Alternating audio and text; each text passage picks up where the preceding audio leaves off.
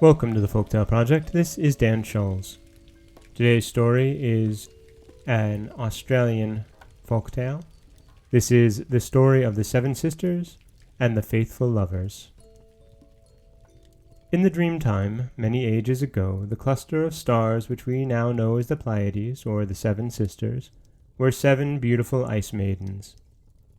Their parents were a great rugged mountain whose dark head was hidden in the clouds, and an ice-cold stream that flowed from the snow-clad hills.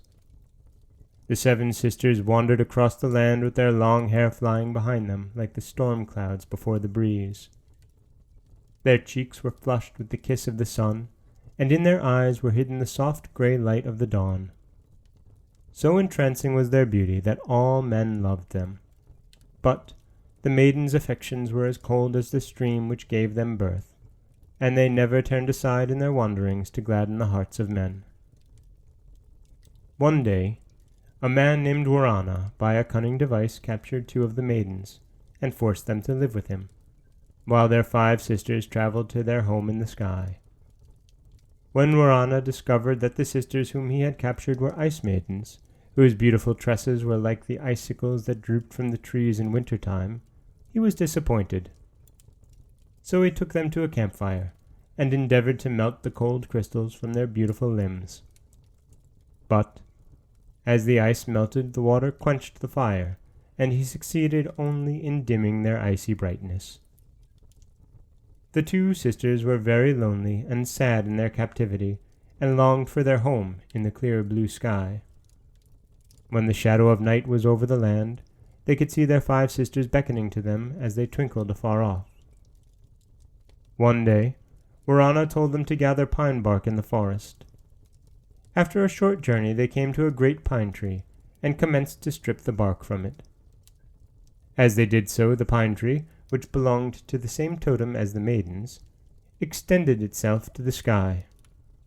The maidens took advantage of this friendly act and climbed to the home of their sisters. But they never regained their original brightness, and that is the reason why there are 5 bright stars and 2 dim ones in the group of the Pleiades. The 7 sisters have not forgotten the earth folk. When the snow falls softly, they lose their wonderful tresses to the caress of the breeze, to remind us of their journey across the land. When the 7 sisters were on earth, of all the men who loved them, the Barai, or 2 brothers, were the most faithful. When they hunted in the forest or waited in the tall reeds for the wild ducks, they always brought the choicest morsels of the chase as an offering to the sisters. When the maidens wandered far across the mountains, the Barai followed them, but their love was not favored. When the maidens set out on their long journey to the sky, the Barai were grieved and said, "Long have we loved you, and followed in your footsteps, O maidens of the dawn, and, when you have left us, we will hunt no more." And they laid aside their weapons, and mourned for the maidens until the dark shadow of death fell upon them. When they died, the fairies pitied them and placed them in the sky, where they could hear the sisters singing. Thus were they happily rewarded for their constancy. On a starry night, you will see them listening to the song of the 7 sisters.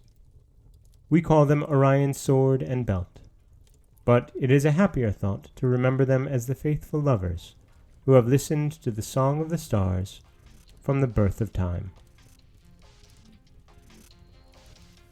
And that is the story of the 7 sisters and the faithful lovers, the Australian origins of the Pleiades and Orion's belt and sword. This is Dan Scholes for the Folktale Project. Don't forget that you can subscribe to the podcast on iTunes, SoundCloud, Stitcher, Google Play, anywhere that you like to get your podcasts. You can also follow us on Twitter at Folktale Project. You can find us on Auto Radio and TuneIn Radio, and you can always head over to folktaleproject.com, where you'll find a new story waiting for you every weekday morning. Thanks for listening.